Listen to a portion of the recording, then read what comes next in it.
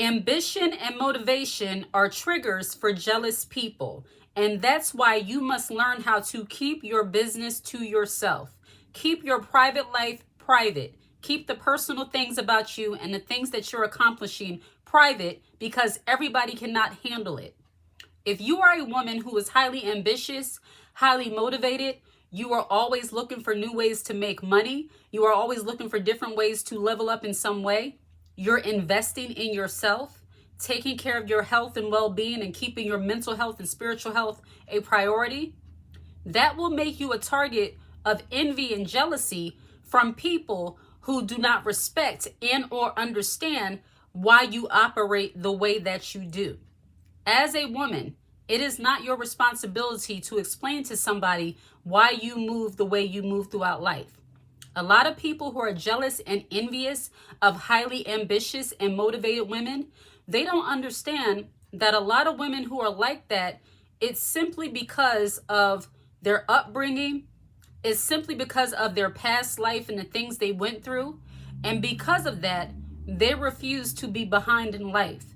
They refuse to let go of any opportunity that might come before them. When a woman has dealt with a lot of issues in her past life, a lot of drama, she's dealt with people constantly trying to hold her back, trying to stifle her growth, trying to get her to doubt herself. When a woman has dealt with people who always try to sabotage her in some way, when she dealt with people who were mediocre at best and tried to keep her in the trenches with them, when she is able to do so, when she's finally able to break free from the mediocre mindset, from the jealousy and envy of those around her, when she's able to get away from the manipulators and the haters and the people who wanted to see her down bad, that type of woman is typically going to be more ambitious and want to do more and be highly motivated despite the obstacles that came against her. And when you have that kind of drive and mentality, you are going to attract haters, and you're going to have to get used to it, and you're going to have to know how to move. And the number one way to move is to keep things private. For the life of me, I don't understand how you have some people, they win the lottery and they put their face on TV holding up the big lottery ticket or the big check or the sign saying, hit the lottery, hit the jackpot, Pennsylvania big million, all that stuff. Me and my husband talk often, if we ever hit the lottery, which we don't play the lottery, but if we did, hypothetically, we would never get on TV and show everybody, look, I just won $2 million. I just won $2 trillion. Like, that's not wise. Like, I will take the lesser amount all to keep myself and keep my family safe. Like, I'm not going to make myself a target of somebody else's envy, their rage, and their jealousy. I just read a breaking story about a woman who won a lottery ticket in a gas station, and she broke down to her knees. She was happy and all of that. But that public display of happiness, which was innocent enough, unfortunately, a hater, a weird person, a criminal, saw her happiness and attacked her in the parking lot and stole that ticket. You see, because we live in such a wicked world, and it's not that you can never share your happiness with other people. It's not that you should always feel like I can't tell anybody because everybody's hating on me. We deal with a lot of wicked, demonic spirits in the world. And this specific message is not necessarily spiritual, but you know that everything tends to have a spiritual root. And that negativity, that toxicity, that manipulative spirit, that jealousy, that envy, that rage that people get at seeing another one happy, that is absolutely wicked. And that is the reason why, as women, as individuals, period, you must move through life in a wise way. Don't be so loose-lipped when things happen to you. And I know this comes from trial and error because I used to be the same way.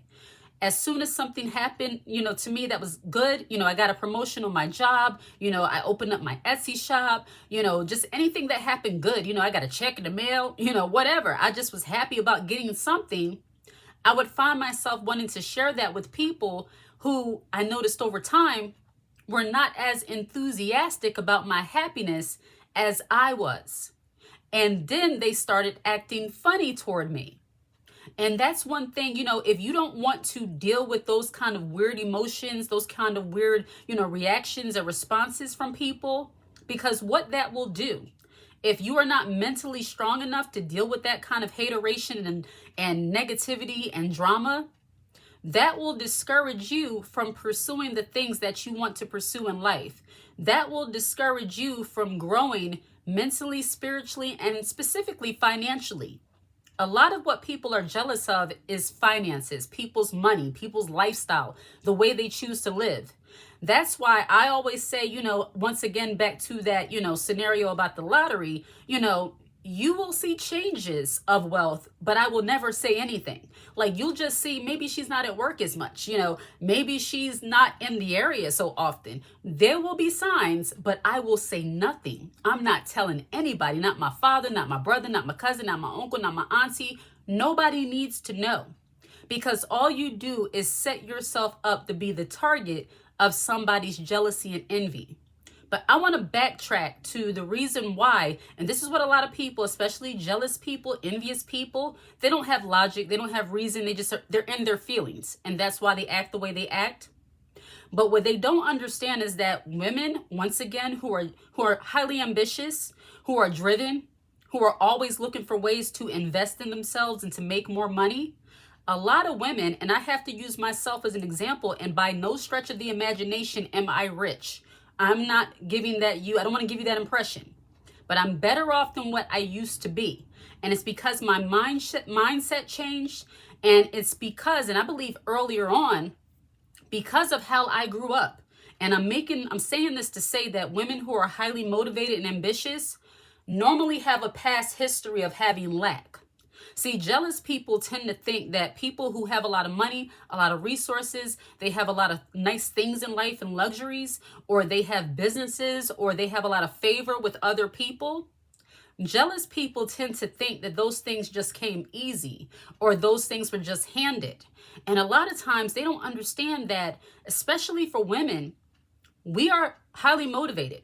A lot of us are highly educated, and we do those things not because we're not open to receive from other people, but because we know how it is to be in the trenches.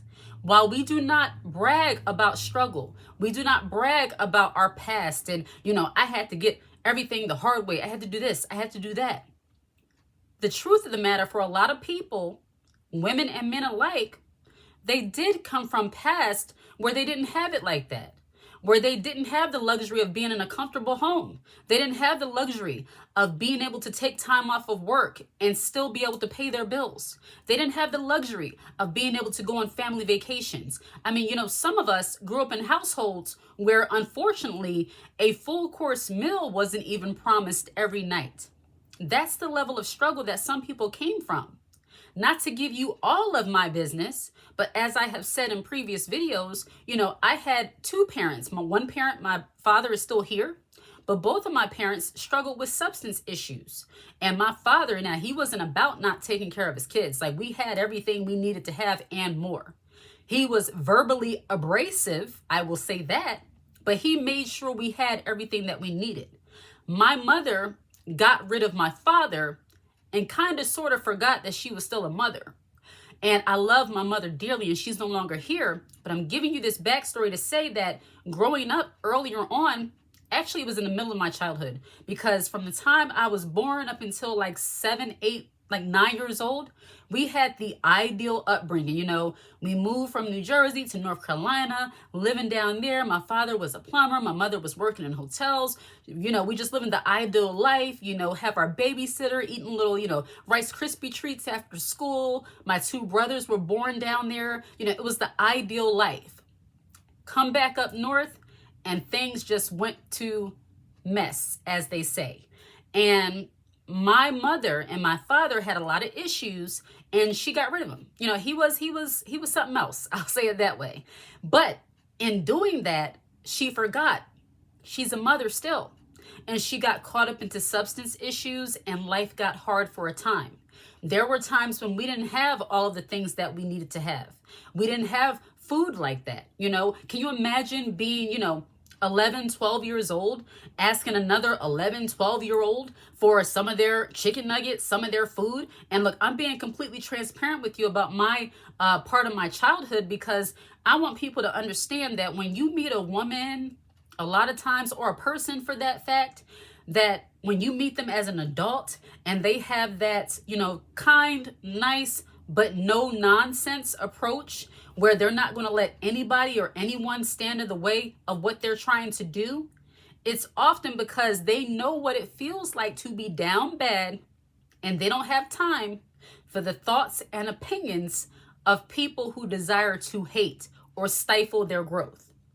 So I grew up that way. I can give you more details, but for a time, from the time I had to be like 10 up until like 13, it was pretty rough for myself and my brothers until my father took over like he's supposed to. Like I said, he was abrasive, but he made sure that we had everything we need. Food wasn't an issue. Clothes wasn't an issue. Name brand this, name brand that. We had money, all that kind of stuff, but he was abrasive. That's another video.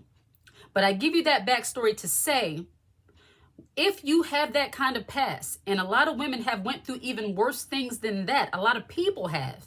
When you meet them in their adulthood, the last thing they want is to deal with people who are trying to stifle their growth and stifle their ambition, because they were around so much blight, so much lack mentality. When you're growing up around people who don't have anything, that's all you know, until you get outside of that and realize there's more to life than just what you're seeing. And that is exactly what happened to me. Look, when I was younger, and this is how much my ambition and motivation has always been there, because of what I had went through, and because even though my father was doing what he was supposed to do, just rough about it, I was over it. At 15 years old, I said, you know what? I went to my school counselor and said, I would like to have a job, please. Do you have any job locations? And I found my first job working in a mall in the suburbs, and that just opened up a different world for me. It gave me that independence, and it showed me that there was something outside of my immediate area. And when I started doing that, I had my own phone, I had my own money, all those kind of things. And while I know some people might be listening to this and saying, well, aren't you a femininity channel? Strong and independent is not what we do here. As feminine women, don't let anybody, and this is a little bit of a sidebar, don't let anybody trick you into believing that having your own money, your own car, your own means, or your ability to be able to provide for yourself makes you less feminine. You can be the most daintiest flower when you're with your husband, when you're with your fiance, when you're with your long-term relationship person. You be that dainty flower who is submissive, who is willing to receive and open to receive. But you should still be able to take care of the things that you need to take care of as a grown woman, as a grown person. There's nothing wrong with that. And once again, women who have dealt with lack and have been in the trenches, as they say, we understand that you want to have your own things because it's just security for you. You might not have to ever touch your money because you have a husband that's a provider and he does what he's supposed to do. But that's not going to stop you from getting your bag as a woman. It should not. And back to the jealousy and envious point, when you're a woman who operates that way, you might even have some men who are jealous of your drive and your ambition. Because a lot of men, they're very apprehensive to get in relationships with women who have motivation and ambition, simply because he feels insecure in her presence. Now, ladies, this is a little bit of a double-edged sword, because you can be a highly ambitious, motivated woman with your own money and your own things, but you don't have to hold that over the man as if you're trying to emasculate him with what you have. And that's where your femininity comes in, and the way you move and the way you operate, especially when you're with specific people. The way you operate when you're in the boardroom, when you're in the office, when you're in the meeting space at your job is not necessarily the way you want to operate when you're with your man or around haters. See, men, no matter what they're doing, if you respect the man, you want him to be in that leadership position. And I'm not saying giving him a title and he has no responsibility or you don't have an expectation. I mean, be that dainty little flower. You can be that way. You can be that softer, gentler woman. But your bank account should be full. The things you need for yourself, you should have those regardless. That's just a little bit of a sidebar. But you don't throw that in his face. And you don't throw that in the face of other people. And you don't constantly talk about what you have to certain people. Because once again, you make yourself a target for jealousy and envy. I know a lot of people might think, well, if the man is a leader and he's strong and this and that, why can't I talk about what I have? It's how you go about it. I remember, I'll give you an example. I made a sale in my shop a while ago, and this lady bought like 15 bracelets. The total was about like $460 something. And I was like, that's the biggest sale I've ever gotten in my Etsy shop. I was very happy. So my husband heard the cha-ching on my iPad, and he said, oh, you got to sell? He said, okay, so you got to sell. All right, so what they get? I said, just a couple things. Did you think I was really going to sit there and tell him they just got 15 bracelets and it was $465? No, I don't. And only a certain type of woman will really understand this. I don't ever want to create the illusion in my marriage that I don't need his money. And I know that might sound crazy or weird for some people, but it's all about being in that receiving space when it comes to femininity. And the point I'm making is that even in your relationship, you can still be winning. You can still have a lot of money. You can still be that ambitious, motivated woman. But if you have somebody doing for you, you know, and it's not that you take advantage, because I hear some of the masculine women thinking, well, if you have that kind of money, why do you have to depend on him for everything? Because when a man takes on a wife, he is taking on the responsibility of providing and protecting. That's not to say the woman cannot contribute, but I mean your little money, the little things you do, he doesn't need to know all the details. And you apply that to the haters also. Don't brag about, well, I get about these many sales in my shop every day, especially your coworkers. And that's something I had to learn too, because you have haters in the workforce and you have haters in just your everyday acquaintances. And you might even attract haters in your own family talking too much about the things that you do. And you're probably thinking, well, if I can't talk to my family, can't talk to certain people, can't talk to my husband too much, who can I talk to? Talk to the Lord. Tell God and thank him for everything he allowed you to accomplish. And you can talk to other people, but don't give them all the details. That's like when somebody asks you, where'd you get your shirt from? It's pretty. And you say, oh, I got it from, you know, wherever. It was only $5. You know, it didn't cost that much. And it's made of, not even real cotton. You know, it's not really even like that. It's not really that, you know, you're doing too much. They didn't ask you all of that. They just simply said, your shirt is cute. Where'd you get it from? And you could have said, thank you. I got it from a store inside the mall. The end. Some of us over-explain and we give too many details, and we find ourselves being the target of somebody's rage, jealousy, and envy. And I am just trying to encourage you to not willingly make yourself a target. You don't have to be doing anything to be the target of somebody's jealousy and envy, but sometimes we volunteer too much of ourselves, and that kind of creates drama. We create it for ourselves by not really understanding who we're talking to and saying a little bit too much. So when it comes to dealing with jealous, envious people and just protecting your privacy and protecting your gifts, your life, your lifestyle, and how you move, don't be so loose-lipped and don't tell everybody or tell people more than what they need to know. That's really what this all comes down to. Don't tell people more than what they need to know. Have a few people that you can confide in, but don't share all of the precious moments with everybody, because some people cannot handle your happiness. They will begin to look at you sideways. And if you are not a mentally and spiritually strong enough woman in your mind, you're not going to be able to handle that, and you're going to feel discouraged, and you don't want that because that stifles your growth. Continue to invest in yourself, quietly win, and don't let people drag you down with their bitterness towards your success. Keep everything close to yourself, okay? And lastly, isn't this the cutest cup to have coffee out of? Coffee mug, coffee cup. It's so cute. I can't bend it so much, but I'm going to post it in my community. This is a cute little heart mug I got from Target. I have a red one too. It is so cute. I just wanted to show you my cute mug that just happens to match with my shirt. I love this color combo. You see it often because I love it. It's so cute. It's so girly. It's so feminine. I'm just ranting, but like and subscribe to the channel and share this content. Hit the notification bell so that you're aware when I post a brand new video. If you watch this video to the very end, put the high heel emoji in the comment section. I absolutely love to see it. Take care.